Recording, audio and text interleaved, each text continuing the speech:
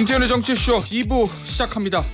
앞서 예고해드렸던 대로 가장 어려운 시기에 집권 여당의 키를 잡으신 권영세 국민의힘 비대위원장 만나보도록 하겠습니다. 안녕하세요. 네, 안녕하세요. 새해 복 많이 받으십시오. 새해 복 많이 받으십시오. 새해 처음 나오는 것 같습니다. 예, 그렇습니다.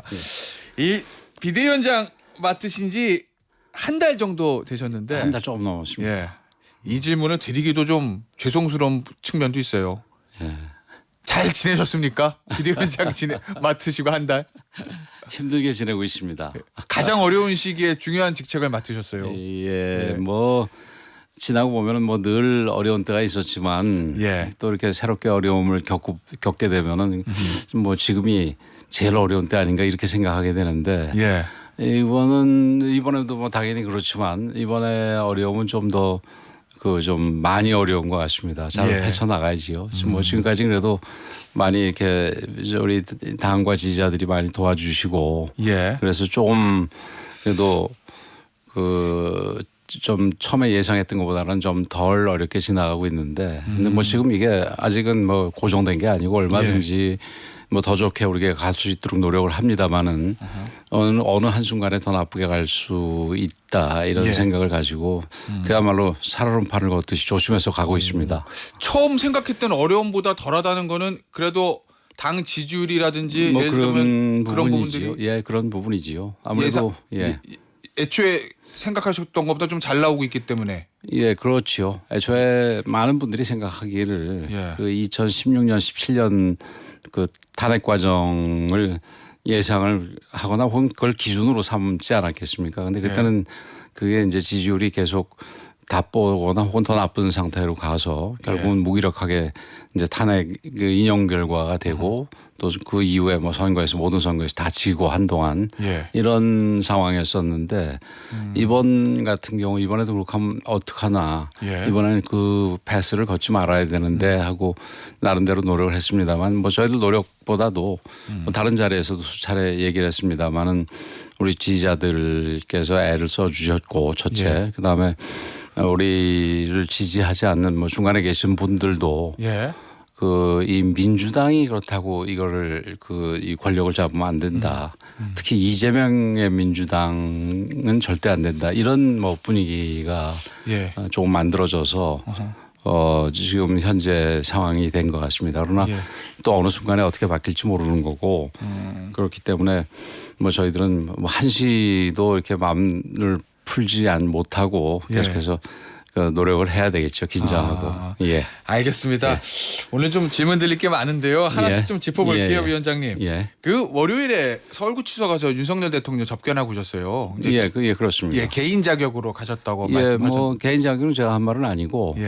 권성동 원내대표가. 뭐 우리 지금 윤석열 대통령이 우리 당의 대통령 아니겠습니까? 지금 직무정지가 돼 있을 뿐이지. 그래서 당을 책임지고 있는 사람으로서 당연히 가서 면회를 하는 게 당연한데, 근데 이제 문제는 그게 뭐 공식적이냐 이런 부분은 사실은 그 면회가 뭐 한 30분 정도고, 그다음에 그 뒤에 교도관이 입회 그렇죠. 우리 김태현 저기 사회자께서 잘 아시다시피 변호사시니까 뭐 교도관이 입회하지 않습니까? 거기서 무슨 얘기를 하겠습니까? 변호인 접견이 아니어서. 저희들이 지금 변호인 접견 형태로 하는 게 아니니까. 그래서 뭐 특별한 얘기는 없이 그냥 뭐 안부 얘기부터 시작해서 그다음에 본인의 소회라든가 이런 얘기를 좀 듣고 나오는 자리였습니다. 뭐 물론 거기에 대해서 비판하는 분들도 많이 있습니다만은 오히려 저는 안 가는 게 비겁하다. 이렇게 생각을 합니다. 어쨌든 교도관이 있으니까 뭐 민감한 얘기는 할 수 없는 상황이긴 한데 그런데 이제 민주당 쪽에서는 나치도 선거를 집권했다. 그러면 민주당을 나치에 비유한 것 같은 발언을 대통령이 한 거를 이제 나경원 의원이 전해서 문제를 삼고 있던데 그 발언 그래서 뭐 저는 기억이 나지 않고 뭐 같이 갔던 권성동 의원도 뭐 기억을 잘 못하겠다고 얘기를 하더라고요. 근데 나 의원이 그렇게 얘기를 하시는데 뭐 그건 정확하게 모르겠습니다. 알겠습니다. 근데 이제 뭐 나치가 선거로 집권한 건 맞는 얘기긴 맞는 얘기지요. 알겠습니다. 어쨌든 이제 어제 나경원 의원은 본인이 이제 들었다고 얘기는 했는데 우리 비대위원장님은 그리고 권성동 원내대표님은 듣지 못했다는 말씀이신 거고요. 어제 이제 헌재 탄핵 심판이 있었는데 대통령이 어제 처음으로 공작이라는 단어를 썼어요. 의원님, 그러니까 홍장원 전 12월 6일 바로 홍장원의 공작과 12월 6일 우리 특전사령관의 김병주 TV 출연부터 바로 이 내란 프레임과 탄핵 공작이 저는 시작된 걸로 보여진다. 라고 이제 대통령의 본인 생각을 어제 밝혔는데, 물론 홍장원 전 차장 그리고 곽종근인가요? 그 특전사령관의 행태를 보면 좀 이상한 부분이 있습니다. 특히 그 특전사령관 뭐 다른 분도 뭐 그런 분이 있던데 그 이 군인이 이 야당 의원의 무슨 유튜브에 나가가지고 이 유튜브 방송하는 거는 저는 뭐 처음 봤고 그 뭐 아주 부적절한 태도라고 보는데, 근데 구체적으로 대통령이 그 이 재판 중에 말씀하신 부분과 관련해서 뭐 대통령이든 뭐 이 상대방이든 제가 지금 코멘트하는 거는 적절하지 않다고 생각을 합니다. 그건 뭐 그 헌법재판소에서 나름대로 객관적으로 중립적으로 판단을 하겠지요. 알겠습니다. 헌재 판단에 맡겨놓는다는 말씀이시고, 어제 이제 기자회견 하셨어요. 저 취임 한 달도 했고 10년도 됐으니 어제 나왔던 얘기들 중에서 조기 대선은 생각하지 않고 있다라는 그런 말씀. 그렇습니다. 우리는 그 얘기는 뭐 그냥 단순합니다. 조기 대선이라는 게 결국은 그 헌재가 인용되는 걸 전제로 하는 거 아니겠습니까? 그렇죠. 근데 우리는 뭐 헌재가 인용이든 기각이든 어떤 판결을 하겠지만, 심판을 하겠지만 그게 아직 나와 있지 않은 상태에서는 어느 한쪽을 전제를 해서 거기에 대해서 준비하고 이러는 거는 적절하지 않다 이렇게 생각을 합니다. 뭐 국민의힘에서는 당연히 헌재 기각을 바라겠지만 이게 뭐 사법 절차라는 게 결과를 예단할 수 있는 건 아니니까. 그렇죠. 뭐 민주당 입장에서는 지금 이재명 대표의 사법 리스크 때문에 어떻게 해서든지 이게 인용이 돼서 빨리 대선을 해야지 이재명 그 대표에게 그 출마할 기회가 생긴다 생각을 해가지고 뭐 여러 가지 준비도 하고 그러겠습니다만은 뭐 이 공당의 모습은 아니라고 보고요. 저희는 지금 뭐 그런 거 상관없이 뭐 어제도 같은 얘기를 했습니다만은 그 사실은 지금 우리가 필요한 거는 뭐 평시에 어느 정당이든 마찬가지겠습니다만은 국민의 지지를 많이 받아야 우리 당이 내는 정책에 대해서 마찬가지로 국민들의 지지를 받아서 정책에 힘을 받아서 할 수 있고, 특히 우리 같이 지금 국회에서 소수 정당인 경우는 그렇습니다. 그리고 그 또 무슨 뭐 만에 하나 무슨 선거가 있더라도 그리고 언제 있든 그게 뭐 어떤 선거든 지방선거든 뭐든 그리고 뭐 어떤 상황에서 선거가 치러지든 우리가 승리할 수 있기 때문에 지금은 우리 스스로가 국민들의 지지를 받을 수 있는 그런 당으로 만드는 것. 뭐 과거에 이제 당에서 여러 가지 그 이 논란들이 있을 때 맨날 나오는 얘기 자강론이죠. 자강이 필요한 때다 그렇게 생각을 합니다. 알겠습니다. 아니 그런데 일각에서는 만약에 정말 조기 대선 열리면 그때부터 준비하면 너무 늦는 거 아니야라는 그런 우려 섞인 시선도 있던데요. 뭐 거기에 대한 대답은 뭐 한결같습니다. 그 뭐 방금 아까 제가 다 그 부분을 포함해서 말씀을 드린 게 우리 당이 튼튼하면은 그게 언제 그 어떤 그 일이 닥치든 우리가 능히 그 성공적으로 해낼 수가 있다 이렇게 말씀드릴 수 있습니다. 그 관련된 얘기일 수도 있겠는데요, 위원장님. 당의 화합 이후에는 쇄신을 할 차례다. 그리고 쇄신에는 방향이 아닌 내용의 진정성이 있어야 한다. 이런 말씀을 어제 하셨던데 어떤 의미죠? 그 이제 뭐 통상적으로 옛날에 왜 그 그 요즘 학생들은 뭐 이해를 잘 못하겠습니다. 옛날에 보면 뭐 공부 열심히 하겠다고 그러면 우선 머리부터 깎고 뭐 이런 때가 있었지 않습니까? 절에 들어가서 하긴 하죠. 그래서 그게 이제 영화 속에서는 좀 나오고 그러는 장면인데 그거보다는 실질적으로 공부를 해야 되는 거 아니겠습니까? 그렇죠. 이제 그런 식으로 우리도 이 쇄신을 하기 위해서는 우리 당이 달라지는 게 그 가장 우리 필요한 부분이 정책적으로 국민들이 필요한 부분, 뭐 대부분이 민생이고 경제 부분이겠지요. 그리고 또 다른 한편으로는 이제 안보 부분에서 우리 안보를 책임질 사람이 지금 거의 뭐 흔들려 있는 상황이니까 그런 부분에서 튼튼하게 하는 정책을 만드는 것 이런 게 중요한 거고 어줍지 않게 무슨 좌파를 따라하거나 특히 보수 입장에서는 보수의 그 이 가치에 이 뭐라고 충실하게 그런 개혁 방안을 만드는 게 그 쇄신이라고 생각을 합니다. 물론 좌파에서는 지금 이재명 대표가 하려고 그러는 것처럼 예. 이제 우파 쪽으로 와야지 그게 개혁이 되겠지요. 아하. 근데 거기 제대로 안 오는 것 같아서 제가 예. 뭐 별로 그렇게 이 신뢰를 하고 있지는 않습니다만 우리 입장에서는 보수의 이념, 그러나 보수가 낡은 보수가 아니라 새로운 보수 예. 에 충실한 그런 정책을 만드는 거가 필요하다고 보는데, 그래서 지금 당에서 예. 그러니까 뭐 우리 보수의 가치 이념에 대해서 조심스럽게 조금씩 이게 다시 고민하는 그런 과정을 우리 전략기획 예. 이 부총장이 이제 뭐 당의 쇄신, 일반적인 당의 쇄신의 이제 관점에서 뭐 세미나도 하고 나름대로 계획위원회에서 토론도 해가지고 가치를 가다듬고 또 그것과 병행해서 우리 당이 그런 가치에 잘 부합하는 정책이 뭔지를 예. 지금 우리 정책위와 여의도 연구소가 같이 고민들을 하고 있습니다. 그러면 위원장님 이재명 대표가 뭐 지금 우클릭을 한다라는 예, 예. 표현들을 많이 하잖아요. 예, 예. 그것과 마찬가지로 국민의힘의 쇄신 차원에서 약간 좌클릭하는 거, 뭐 중도 확장을 노리는 거 그런 것도 포함이 된 겁니다. 뭐 중도 확장이라는 건 우리가 지금 말씀드렸듯이 뭐 경제 민생 이런 부분에 대해서 예. 우리 국민들을 위한 정책을 만들어 가면 자연스럽게 우리 국민들께서도 예. 우리 그러니까 중도에 있는 국민들께서도 예. 우리 당에 대한 지지의 폭이 좀 넓어질 거라고 생각이 됩니다. 위원장님, 이 결국 정책적인 부분도 그렇지만 결국 이제 정치인데 예. 이 국민의힘의 중도 확장 예. 그걸 위해서는 역시 윤석열 대통령과의 관계 그리고 이제 강성 지지층의 문제 그 문제를 지적하는 소위 말하는 보수 언론에서도 그 문제를 좀 지적하고 있거든요. 그 부분은 어떻게 슬기롭게 해결해야 된다고 보세요? 글쎄요, 뭐 우선 뭐 강성 지지층 부분은 지금과 관련해서 말씀을 드리자면은 우리 뭐 강성으로 이 보수적인 성향을 띠는 분도 예. 다 우리가 함께 해야 될 분들이고 또 그리고 중간에 계신 분들도 우리가 함께 해야 될 분이고 예. 결국은 이 뭐 정치는 현실적으로 보면 누가 많은 숫자의 지지를 받느냐 이런 거 아니겠습니까? 그렇죠. 예. 그래서 뭐 요즘 정당 뭐 캐치 올 파티 뭐 이런 얘기가 있지 않습니까? 그래서 예. 그런 부분에서 우리가 좀 너무 극단적인 이념을 가지고 있어서 도저히 이건 보수라고 볼 수가 없고 우파라고 볼 수가 없다라는 거. 예. 그 중에 하나는 뭐 폭력이 들어간다든지 예. 뭐 그런 식의 이제 그 하나의 개념 지표로 볼 수 있을 텐데 이제 그런 분하고야 같이 갈 수가 없겠습니다만은 예.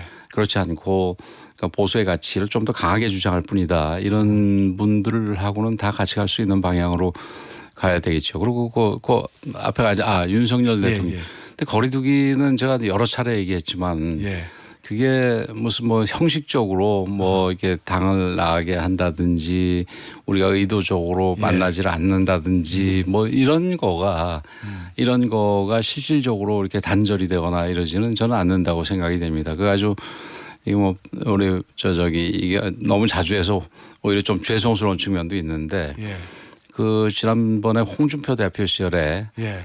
이 박근혜 대통령을 출당을 했었습니다. 아하. 이게 이제 단절하기 위한 조치였겠죠. 예. 그러나 그 단절하기 위한 조치로 단절이 됐습니까? 저는 안 됐다고 봅니다. 그래서 어차피 국민들은 같이 볼 그렇죠. 거다 이런 말씀이시군요. 그렇죠. 그래서 그거보다는 우리 윤석열 정부가 이 탄핵 전까지 이 직무를 보실 때 했던 것 중에서 좋은 부분은 계속해서 이어나가고 문제가 됐던 부분 같은 경우는 우리가 고쳐 나가고 이런 이 모습에서 뭐 단절도 가능하고 그다음에 뭐 거리두기도 가능하고 그게 적절한 표현인지 모르겠습니다만 어쨌든 인위적으로 거리를 두고 단절하는 것보다는 그게 이 보수라는 게 이게 한편으로 뭐 획기적으로 뭘 끊어버리고 뭐 이런 게 아니지 않습니까? 그래서 차츰 고쳐 나가는 거지요. 그래서 그런 모습이 오히려 우리 국민들로 하여금 좀 안정적이면서 변화하는 모습 이런 거를 보여드릴 수 있어가지고 오히려 더 이 소구될 가능성이 크다고 봅니다. 알겠습니다. 그러면 결국 만약에 조기 대선이 열린다면 그 상황에서 당이 방향 설정을 하면서 자연스럽게 좀 뭐랄까 멀어지기라고 그럴까요? 거리두기라고 그럴까? 그런 게 자연스럽게 이루어질 것이다. 뭐 그런 취지로 제가 이해도 되겠습니까? 뭐 조기 대선 부분과는 관련해서는 제가 말씀드리진 않겠습니다만은 그러니까 어쨌든 우리 당 입장에서는 그러니까 우리 대통령이 사실 계실 때도 현 저 직무에 계실 때도 그렇게 당연히 했어야 되는 부분이지요. 그러니까 뭐 옳은 부분에 대해서 적극적으로 지원을 하고 그 틀린 부분에 있어서는 당에서 우리가 민심은 좀 더 우리가 정확하게 알 수 있으니까 현장에 우리가 더 접촉면이 넓으니까 우리 당 입장에서 이거는 문제가 있는 정책이다라고 제기를 했어야 마땅하지요. 그런데 그러지 못한 부분들이 솔직히 좀 있다 보니까 정부의 지지율이 그렇게 높지 못한 상황이었었는데 지금부터라도 그러니까 이 지금 정책적으로 단절하거나 교정하거나 이럴 부분은 교정 단절을 하고 그래야지 사람과 무슨 인위적으로 단절하고 거리두고 하는 거는 의미가 없다 이렇게 알겠습니다. 말씀을 드립니다. 위원장님 어제 이제 기자회견에서 하셨던 이야기들 중에서 이런 표현도 있더라고요. 경제 관련해서 경제 민주화도 좋지만 경제 자유화가 더 필요하다. 그러면은 이게 경제 민주화가 지금 제가 알기로는 국민의힘 당원에 이제 명시된 걸로 알고 있는데 그러면 당원 당규를 좀 개정까지도 뭐 앞으로 고민을 해봐야 될 텐데. 그러니까 경제 민주화도 여전히 중요한 개념이긴 한데 이제 경제 민주화를 지나치게 이 강조해서 읽거나 잘못 읽으면 어저께 오독이라는 표현을 썼는데 그렇게 될 경우에는 뭐 좀 약간 그 사회적 시장 경제를 넘어서 사회주의적 시장 경제까지 갈 수 있는 위험성은 틀림없이 있습니다. 그래서 그 어제 제가 예를 든 거가 그 마트에 휴일을 갖다 평일로 하자는 부분에 대해서 지금 야당은 반대하는데 근데 그럼 기업 입장에서 그러니까 평일로 하는 부분에 대해서 기업 입장에서는 그렇게 해야지 기업이 지금 내수가 안 좋은 상태라서 소상공인도 어렵지만 지금 대기업도 심지어는 어려운 상황입니다. 그래서 이런 부분들을 좀 자유롭게 기업으로 하여금 자유롭게 해주는 게 필요하다. 그게 소상공인한테 그 피해를 엄청나게 주고 있다면 모르겠는데 그렇지 않는 게 뭐 실증적인 결과는 그렇게 심하게 주지는 않는다는 거 아니겠습니까? 그리고 사실은 반도체 법 관련해 가지고 52시간 그 노동 시간에 예외를 두는 부분도 마찬가지입니다. 이제 뭐 어떤 민주화의 관점에서 강하게 얘기를 하다 보면은 그 휴식 시간을 확보해야 되는 거 아니냐 뭐 이런 얘기가 나와서 52시간 규제를 유지하자 이렇게 해야 될 겁니다. 이게 뭐 민주노총이 전형적으로 하는 얘기인데 지금 민주당 입장에서는 민주노총하고 사실상 끈끈하게 연계가 돼 있고 거기하고 이 협력이 끊어지면 본인들이 여러 가지 선거 전략에 문제가 있다고 생각을 하기 때문에 전혀 못 끊고 있는데 근데 그 부분은 민주화를 강조하다가 기업의 자유화가 사라지는 거 아니겠습니까? 사실 연구원들 같은 경우에 저희 본인들도 52시간 넘어서 이 노력을 해가지고 어떤 결과를 만들어내고 싶어 할 겁니다. 그리고 또 그런 분야가 아니라도 또 52시간 전반에 대해서도 좀 문제가 있다고 저는 생각을 하는 게 지금 52시간에 묶여 있다 보니까 그게 임금이 적어가지고 이게 두 가지 일을 해야 되는 그런 경우도 생길 수 있는 거 아니겠습니까? 그래서 저는 그런 부분에서 기업들이 좀 자유롭게 뛸 수 있도록 더군다나 이게 경쟁이 지금 우리나라 내부의 국내 경쟁이 아니라 완전히 요즘 대부분의 기업들은 소위 중견 기업 정도까지도 이게 그 무한한 국제 경쟁에 내몰리는 상황 아니겠습니까? 이런 상황에선 기업들이 좀 더 자유롭게 하되 그 대신에 그로 생기는 이 낙오자들의 문제는 복지를 강화해서 그건 해결해야 된다 이렇게 생각을 합니다. 알겠습니다. 지금 최근에 이제 국민의힘에서 헌재의 어떤 공정성이나 편향성 또 이념적인 부분들에 대한 지적이 많은데 일각에서는 이 보수 정당이 가장 중요하게 생각하는 것 중에 하나가 법치인데 과연 사법부를 흔드는 게 맞는 것이냐라는 일각의 지적도 있잖아요. 위원장님 그 부분 그런 비판에 대해서는 어떤 생각을 가지고 계세요? 저는 사법부를 흔드는 게 아니라 흔들리는 사법부를 붙드는 겁니다. 흔들리는 사법부를 붙든다. 이게 어제도 그 간담회 때 비슷한 질문이 나왔는데 당연하죠. 보수의 핵심 가치 중에 하나가 법치주의의 확립인데 지금 사법부의 내부 구성원들의 문제로 인해서 이게 그 법치주의가 흔들린다면은 흔들고 있는 내부 구성원의 행태에 대해서 우리가 지적을 하고 바로잡을 의무가 있다고 생각을 합니다. 더군다나 보수주의자로서.